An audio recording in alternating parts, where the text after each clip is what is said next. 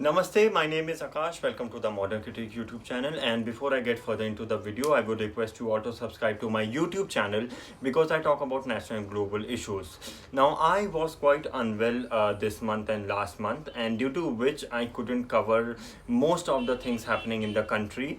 To be specific, I had digestion issues due to which I couldn't eat properly, and when I couldn't eat properly, I didn't had courage to open the camera and talk and then edit and then upload things on social media with a slow internet connection because I was in my village. So that's the reason, but that does not mean I don't want to talk about things.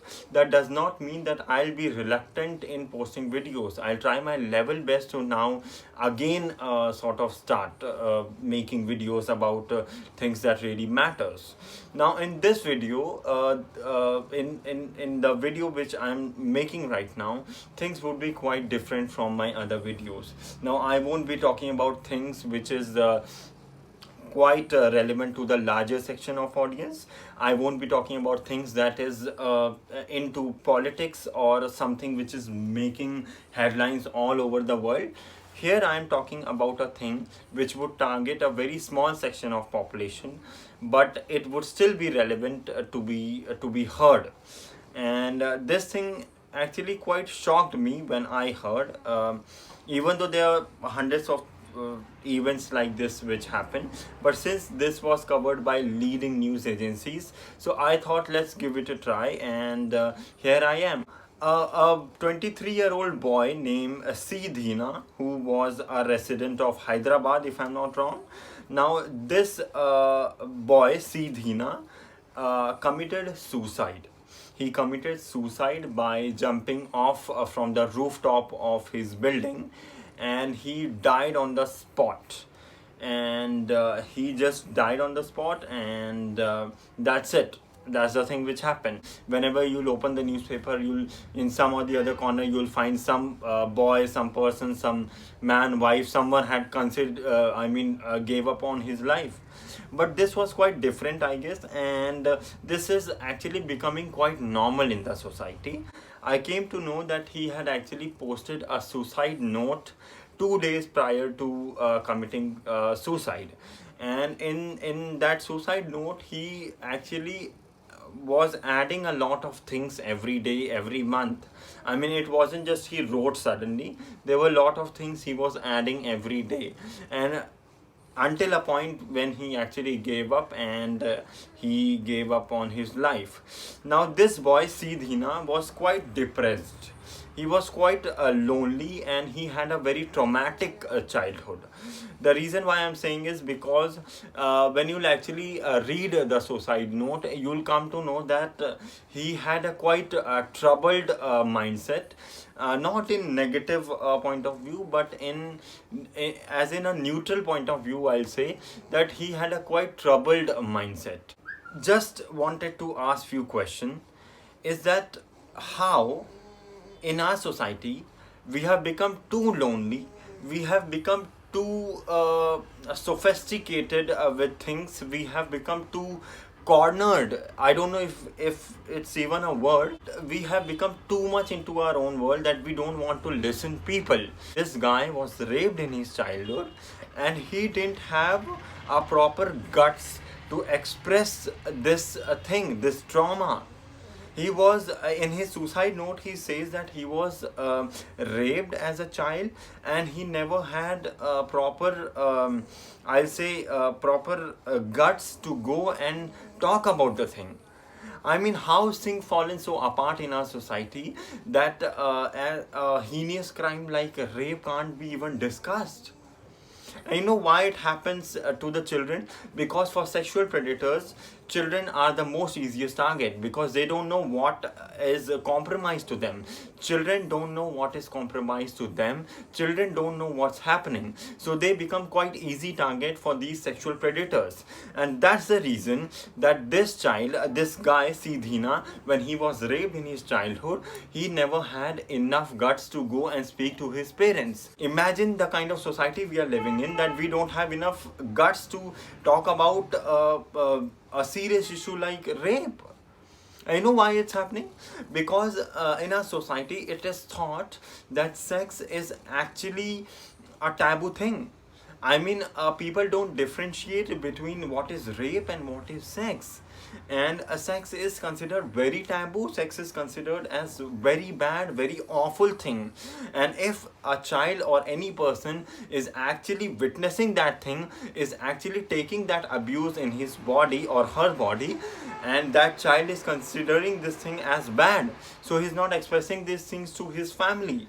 Leave about family, they don't even have enough guts to express these things to their parents. This is quite troubling, and this is quite shocking. Now another thing he said is that he didn't had any father figure. He had lack of guidance in his career. He had lack of proper parenting, which is again quite true. In this Asian society, what happens is that for parents it's all about producing child and raising them. That's it. Paying for their education fees and physically growing them, that's the responsibility that most of the parents are bearing, and they are not emotionally available for their children. And that's the reason he said that he had lack of proper guidance. He didn't had anyone to listen. He couldn't express his things what was troubling him. And the third thing, most of the things he said, I've quite noted it down. And then again he says that in college days he was just considered as another tool, which means he was a very typical average child in college who was just used by the people for their own motive. Now the most shocking part about this whole suicide note is that in his second grade, now this was quite shocking for me, and it might be quite shocking for you as well, because in his second grade his teacher told him to write an essay, a paragraph or whatever, and he had written that he wanted to die. He wanted to jump off from the rooftop of his building, and he wanted to commit a suicide. Now he said this thing, and then he just I mean, isn't that quite an alarming situation? Isn't that quite an alarming signature for the people around him? I mean, why would a 7-8-year-old child write that he wanted to allegedly jump from the rooftop of his building and suicide?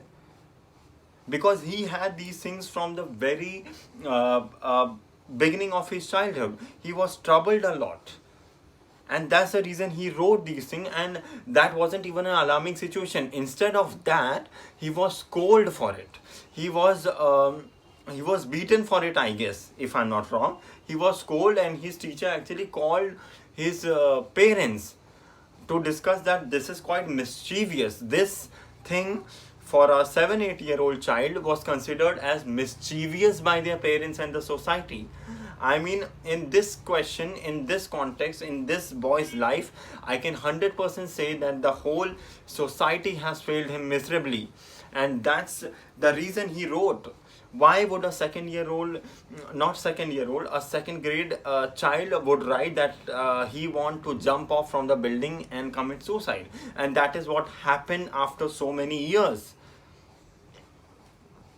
Then there are more shocking parts about this suicide note. There are more things which is quite alarming. This is quite shocking for me, that after this second grade wala situation, he even said that he was so lonely, he was so depressed, he didn't had anyone to speak about, so he had started creating personalities. He had a psychological problem. He was creating 2, 3, 4 different personalities in his mind about himself, and he used to talk to these people, and slowly and steadily these personalities were disappearing, and there were only one other personality left in his mind. Imagine the trauma that he was going through. Imagine how lonely, how depressed, how irrelevant he was to the people, that he actually had to create a personality in his mind to ultimately talk about things that is concerning to him. And this is beyond shocking, because you never know that the guy who's traveling beside you, whom you don't even know, the guy, the girl who's your neighbor, the auntie who's selling vegetable in the market, or anyone, any random people, you you you don't even sorry, you don't even know their stories. You don't even know what's the thing going on in their minds. So that's it. And lack of socialization, and lack of trust issues, and hundreds and hundreds and hundreds of things were there which led to this day. And he failed. He failed himself, and he failed society, and the society also failed him. And in the last section of the suicide note, he said that be very kind to the people, listen them even if they are normal.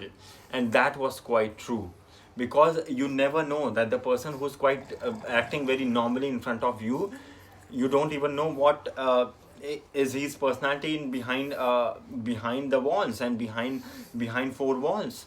You don't even know what the person is going through. You might even know that that uncle is very normal in front of you, but he might be very depressed inside the four walls, when there's no one around. You never know that the boy or the girl who's laughing in front of you and acting quite civilized way might be suffering through worse things. So being very kind to the people is very important. Being a good listener is very important. And that's the thing that this boy Sidhina was actually craving all his life, but it didn't happen. And in the last, in the complete last section of the suicide note, he advised his sister to be strong. He advised that what I had gone through, you don't have to go through, and you have to emerge yourself as a victory, because I couldn't have a great childhood, and neither you, but you would still be a winner. I wish you all the best, and we would meet in some other day. I think that's what he wrote. I mean, I'm not completely describing these things point to point, but I just noted it down, and I'm just explaining it. I might be even wrong. I might be not even explaining things in the exact same manner. So this is it. It's very important for family members, for the people around you, to listen you and be companion of each other all life. And if that's not happening, then suicide would be very glamorous thing for the people to do it, just as it happens in as lonely as country as Japan, where suicide is considered as very fancy thing. I mean, people just suicide. And yeah, that's it. And the last reason which I would suggest is that even his YouTube channel and this social media 2-3 years of fame is also one of the main reason why it happened. Because nowadays it's like you have a camera in your phone, and you can edit it very basically, so it becomes quite easy for the people to actually make career out of it, just because few 10, 20, 50 people have gained fame through this channel, through this medium. It's not that I'm saying that people shouldn't make videos, or they shouldn't do what I mean, I'm not moral policing them, but making social media as a career, and being too much hopeful that somehow social media would be your career, and then if it fails, then you get into depression, and you get into anxiety and whatnot. That's bad. If you want to create anything, if you want to talk, if you want to make reels, short gaming videos, politics videos, educational videos, whatnot, you make it. You do, you're free to do it. But if you consider that as a career option just because everyone else did, that's wrong, because you might even fail. Anything can happen. This is just a 2 minute of fame. In social media, it's just 2 minutes of fame. And people consider that as a career option, and when they get disappointed, they actually cry and they do these stuffs. So that was it. That was a video. I would talk about more such issues sometimes, because I have to cover a lot of things about daily happenings in the country which is relevant to most of the people, but in a week or in a month I would discuss such things. Also, I'm planning to again revive my second channel called Bankrupt Reader, where I used to talk about books. So stay connected to that channel as well. Thank you for being connected, and take care of yourself. That's it. And share this video as much as possible. Thank you.